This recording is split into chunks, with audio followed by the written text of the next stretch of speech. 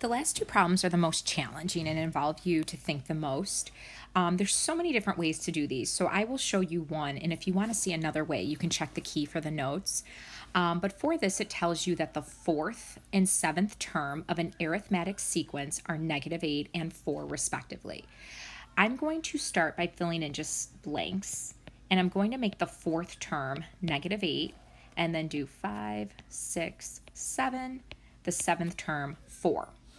Now, they want us to find the first term in a recursive rule for the nth term. Now, when I'm trying to find that first term, what I really need to know here is that common difference.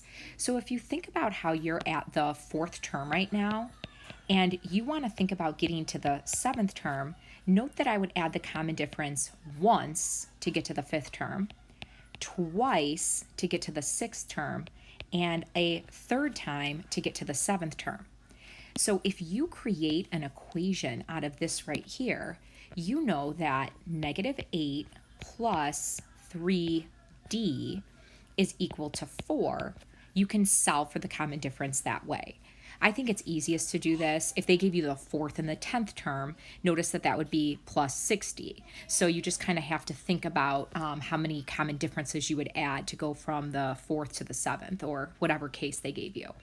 Now, to solve this, we're going to add 8 to both sides, and then we're going to divide by 3 to get our common difference of 4. Now, you can check to see if this works, because note, if I added -8 plus 4, this would give me -4, and then plus 4 again, this would give me 0, and then plus 4 one more time, I would get to that seventh term. Now, in order to find the first term, there's a couple ways you can go about doing this.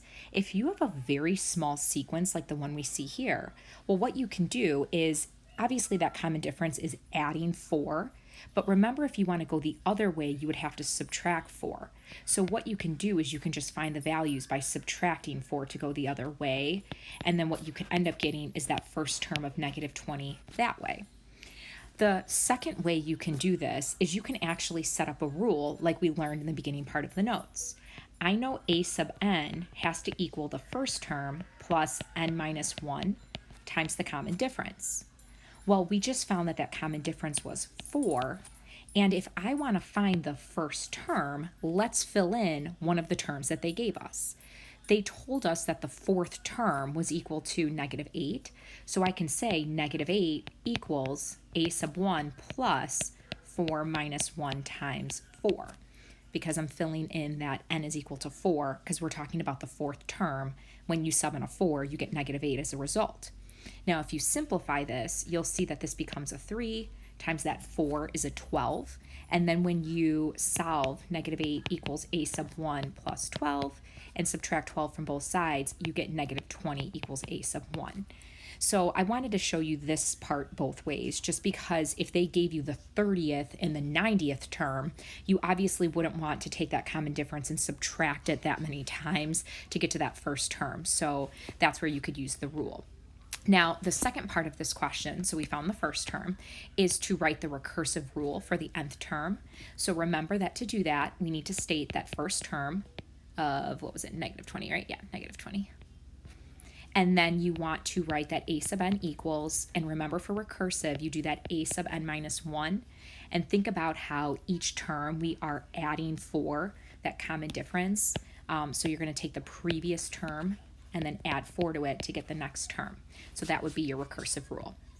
Now, the follow-up question, question 6, is pretty much the same idea, but this time, instead of being arithmetic, it tells you that it is a geometric sequence. Now, I like to start this off the same way. Think about if you are at the second term, that value's 3, and then 3, 4, 5, 6, 7, 8. The 8th term is 192. Think about how if you are at the second term and you want to get to the 8th term, how many times you're going to multiply by the common ratio. So you would multiply by it once to get to the third term, a second time to get to the fourth term, a third time to get to the fifth term. I just lost count. A fourth time to get to the sixth term, a fifth time to get to the seventh term, and then a sixth time to get to that 8th term.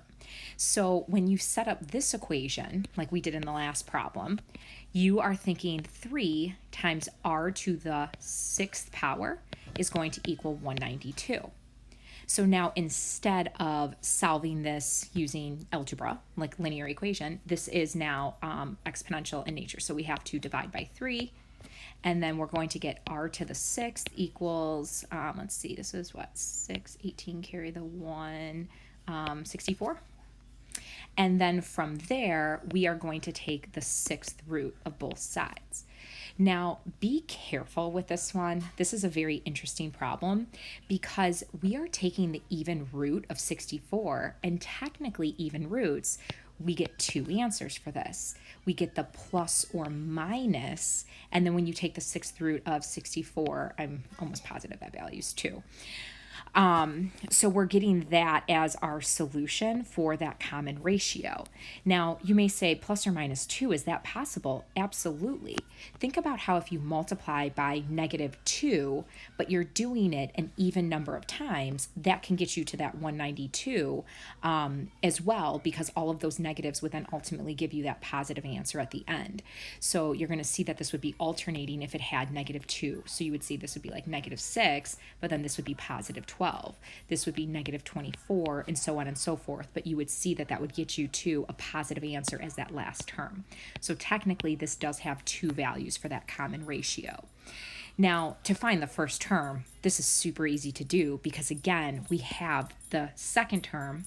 So remember that if you want to go the other way to the left, instead of multiplying by that common ratio, we would divide by it.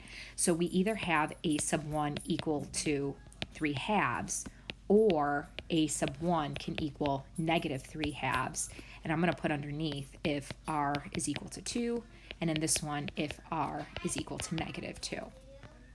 Of course, it's like, it doesn't matter what time of day, what's happening, it's got to freeze on me. So for the grand finale now, we found that part. So then if you're asked to write an explicit rule for the nth term, we technically have 2 different answers. One of those answers could be 3 halves times 2 to the n minus 1 power, or your second answer could be -3 halves times -2 to the n minus 1 power.